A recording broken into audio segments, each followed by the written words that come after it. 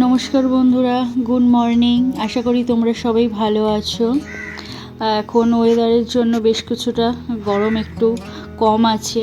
তো আজকে মেয়ে স্কুলে যাবে, অনেক দিন পর মেয়ে স্কুলে যাচ্ছে। বেশ কিছুদিন ছুটি ছিল স্কুলে। তো যথারীতি আজকে সকালে উঠেই রান্না করতে চলে এসেছি। এদিকে ভাত বসিয়ে দিয়ে এর জন্য টিফিন বানাবো। আর আজকে সকালে উঠে একটু জল গরম করেছিলাম নিজের জন্য, বসে খাওয়ার টাইম নেই, ওই জন্য দাঁড়িয়ে দাঁড়িয়ে খেয়ে নিলাম কাজ সারতে সারতে। আর রোজ রোজ কি টিফিন বানিয়ে দেওয়া যায় এই নিয়ে একটা ঝামেলা।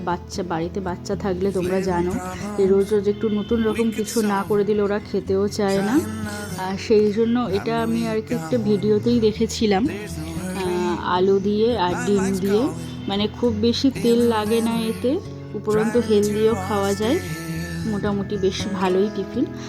একটু আলুটাকে গোল গোল করে কেটে নিয়ে অল্প সামান্য নুন দিয়ে একটু গোলমরিচ ছড়িয়ে দিয়ে আর দুটো ডিম ফেটিয়ে ওর উপর থেকে ঢেলে একটু চাপা দিয়ে গ্যাসটা লো ফ্লেমে রাখলেই ভালো, নাহলে পুড়ে যাওয়ার সম্ভাবনা থাকে।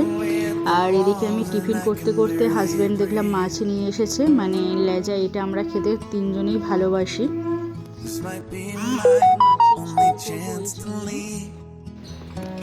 মেয়ে খেয়ে স্কুলে যাবে, মাছের ঝোলটা করে নেবো।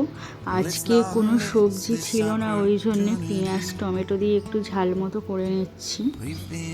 আমাদের বেশিরভাগ দিনই মানে সবজি দিয়ে ঝোল হয়, তো আজকে একটু পেঁয়াজ দিয়ে ঝাল করলাম। আর খুব একটা ঝালের মাছও আমাদের খাওয়া হয় না, বেশিরভাগ ঝোলের মাছ।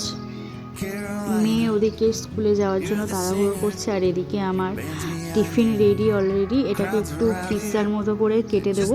এর ওপর অনেক কিছু দেওয়া যায়, টপিংস দিয়ে সাজানো যায়, চিজও দেওয়া যায়, বাট তাড়াহুড়োর মধ্যে ওসব কিছু দেওয়া যায়নি। এটা কিন্তু এমনিতে বেশ খেতে ভালোই লাগে। আলুটা তো এমনি সবাইয়ের ফেভারিট, আর তার সঙ্গে ডিম থাকলে ব্যাস।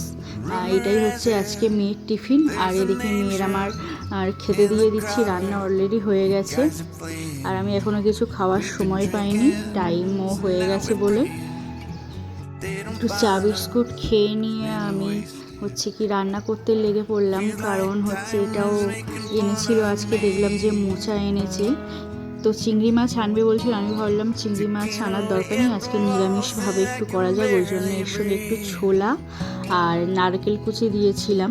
বেশ খেতে ভালো লাগে, নারকেলটা আমার সব জিনিসের মধ্যে দিলেই ভালো লাগে। চিংড়ি দিলে তো আর কোনো ব্যাপারই না, একদম খুবই সুন্দর লাগে। কিন্তু নিরামিষ আমার বেশি ভালো লাগে, যেমন লাউ, তারপরে হচ্ছে এই মোচা, থোড়, এগুলোতে হচ্ছে কি চিংড়ি মাছ দিলে অনেকে বেশি খেতে ভালো লাগে, কিন্তু আমার নিরামিষটাই খেতে ভালো লাগে। যাই হোক, এরকমভাবে তোমরা রান্না করে দেখো, ছোলার সাথে নারকেল, বেশ ভালো লাগবে।